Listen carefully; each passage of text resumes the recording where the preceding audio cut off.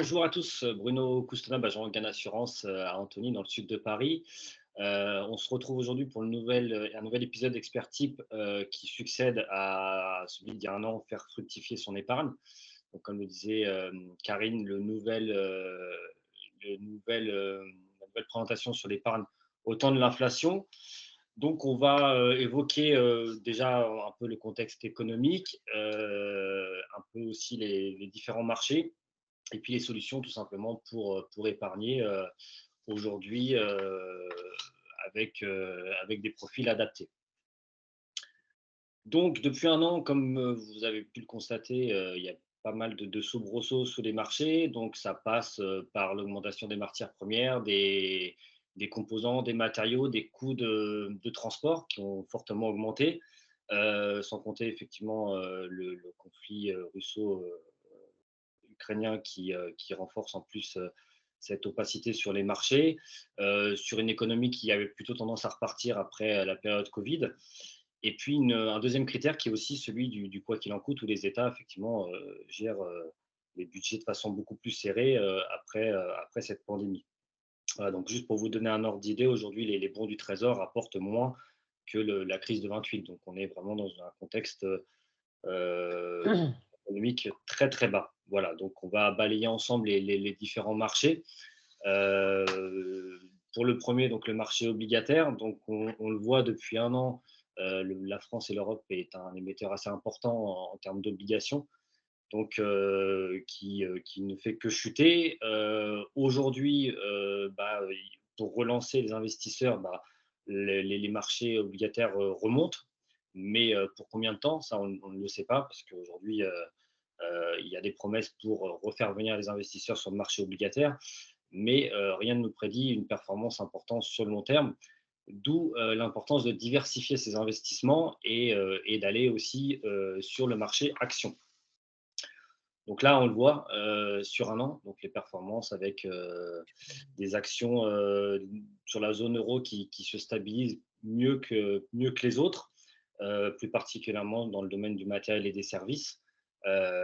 Donc le marché, même en dents de scie, est encore un marché porteur malgré tout, malgré une année négative en 2022.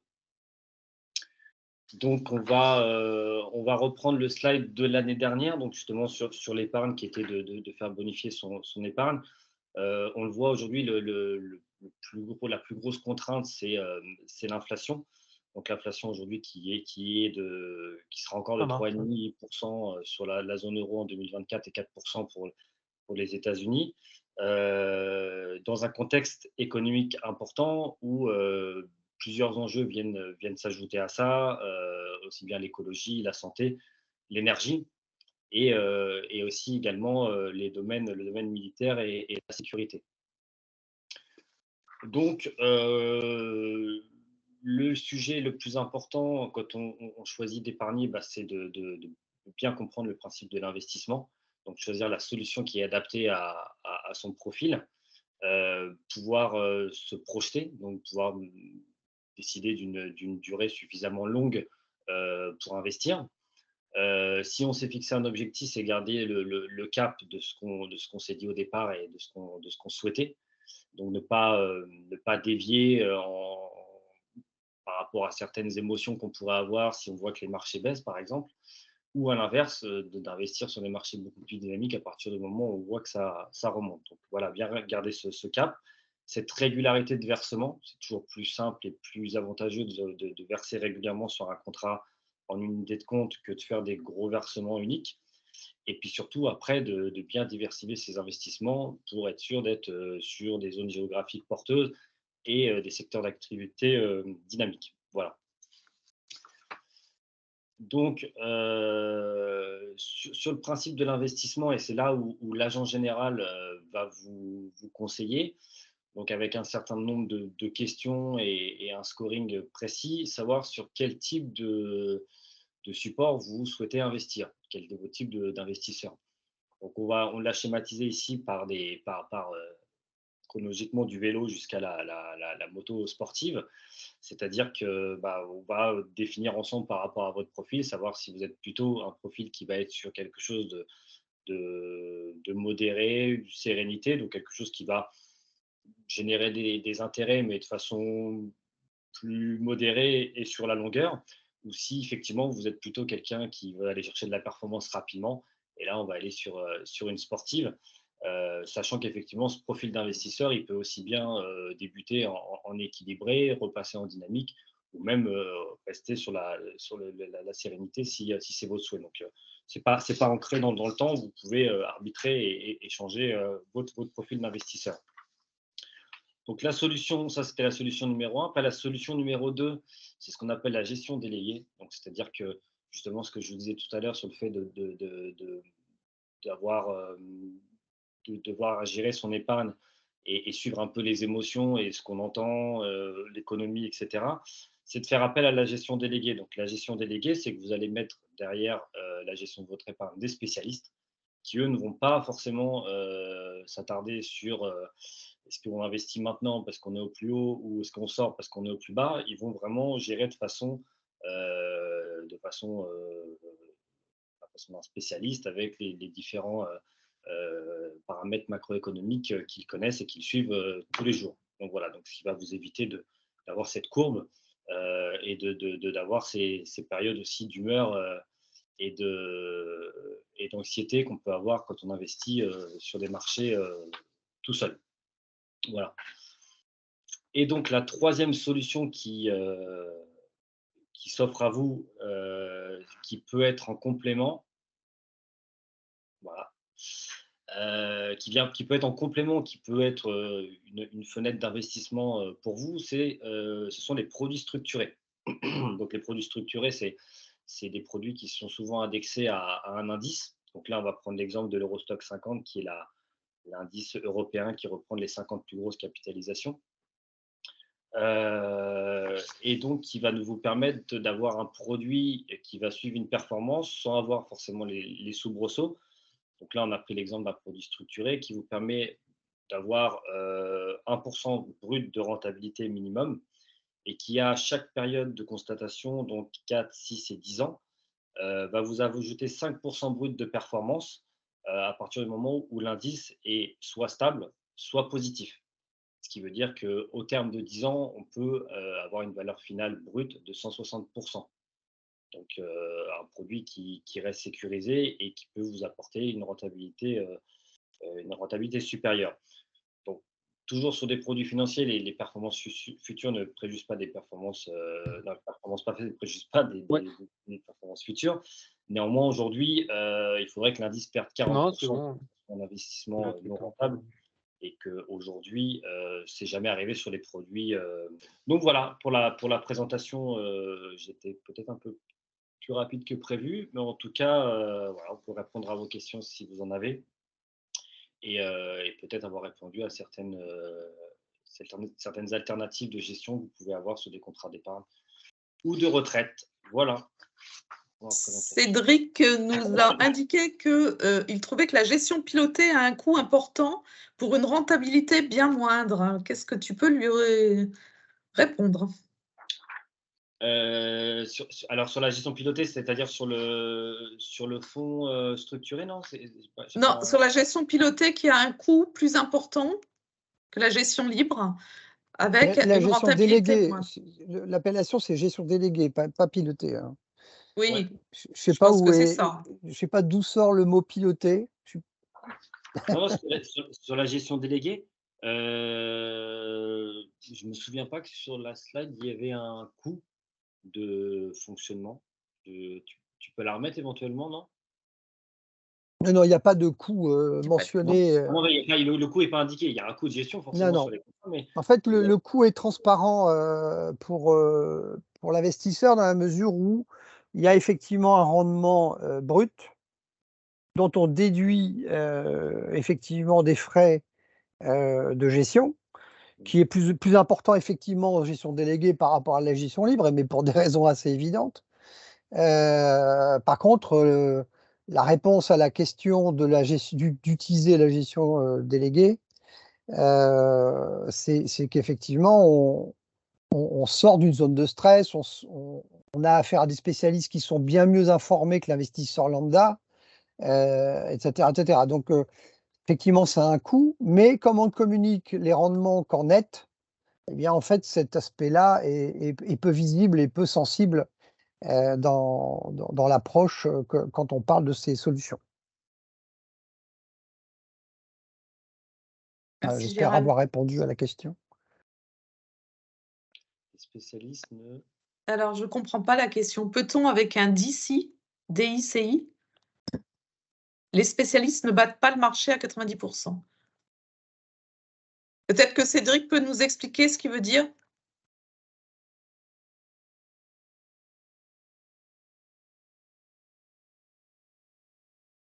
Je n'ai pas compris. Je sais pas. Ouais. S'il a un micro, il peut poser la question verbalement. Oui, hein. c'est pour ça. Je dis, si Cédric veut prendre le micro, allumer son micro et nous partager la remarque. Bon, peut-être qu'il a un micro qui ne marche pas. Bon. Y a-t-il d'autres questions?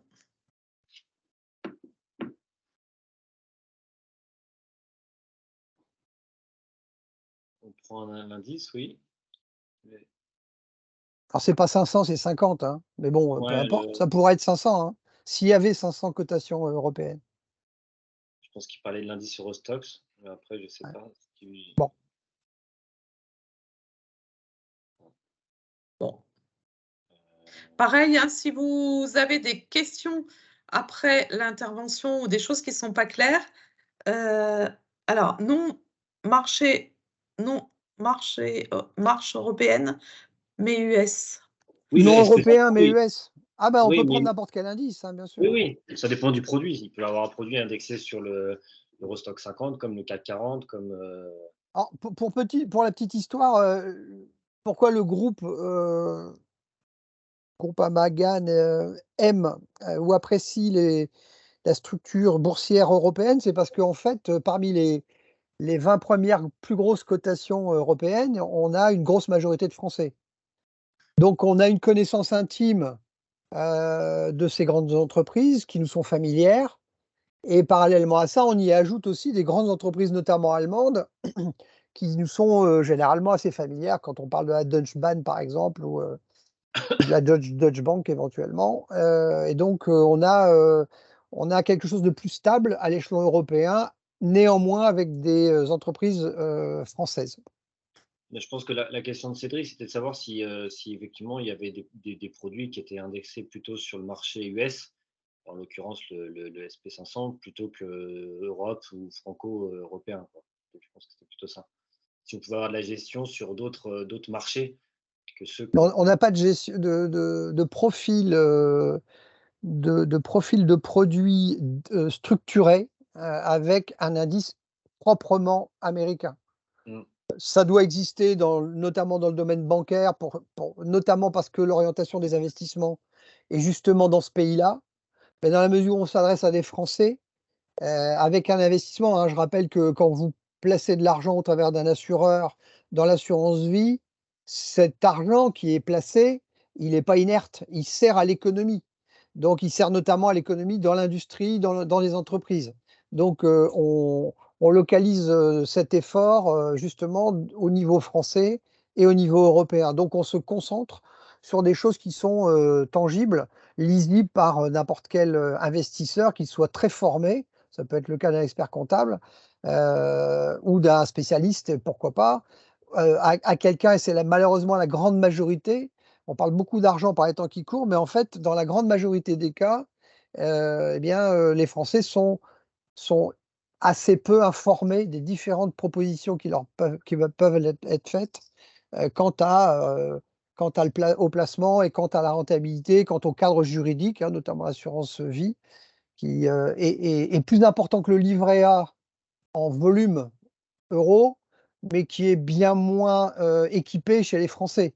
Donc, des Français qui peuvent avoir 30 ou 40 000 euros par ailleurs peuvent parfaitement polariser leurs efforts sur du livret A, ce qui, depuis pas mal d'années, n'a pas une réponse très positive quant au retour sur investissement.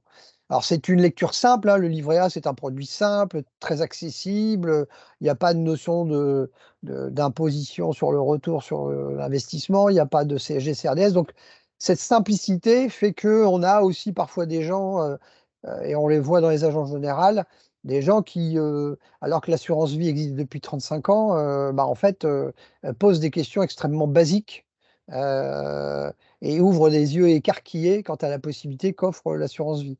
Donc voilà, on se polarise sur l'Europe, parce que ça parle beaucoup plus facilement à l'ensemble des investisseurs français. Maintenant, pour les cas spécifiques, les banquiers peuvent probablement proposer des choses qui sont indexées plutôt aux États-Unis ou ailleurs. Ce qui n'empêche que dans les placements, Groupama Asset Management a des fonds qui font intervenir des fonds américains, Bien sûr, pays émergents, etc. bien Donc, sûr. c'est différent, mais voilà, il y a peut-être un petit amalgame. Mmh. Avez-vous d'autres questions? Non? Alors, écoutez, on vous donne rendez-vous en avril où le sujet pour Dangean et Associés sera jeunes experts comptables où vous installer. Et nous traiterons du sujet de l'accord d'intéressement. Parce qu'effectivement, à partir d'avril-mai, ce sera vraiment le bon moment et les derniers mois pour mettre en place un accord d'intéressement et on vous fera un topo là-dessus. Donc, on vous souhaite tous une très bonne journée. Merci d'avoir participé. N'hésitez pas, si vous avez encore d'autres questions, vous pouvez nous les poser après coup et on vous donne rendez-vous le mois prochain. Merci à tous. Au revoir. Oui, bon après-midi. Merci, au revoir.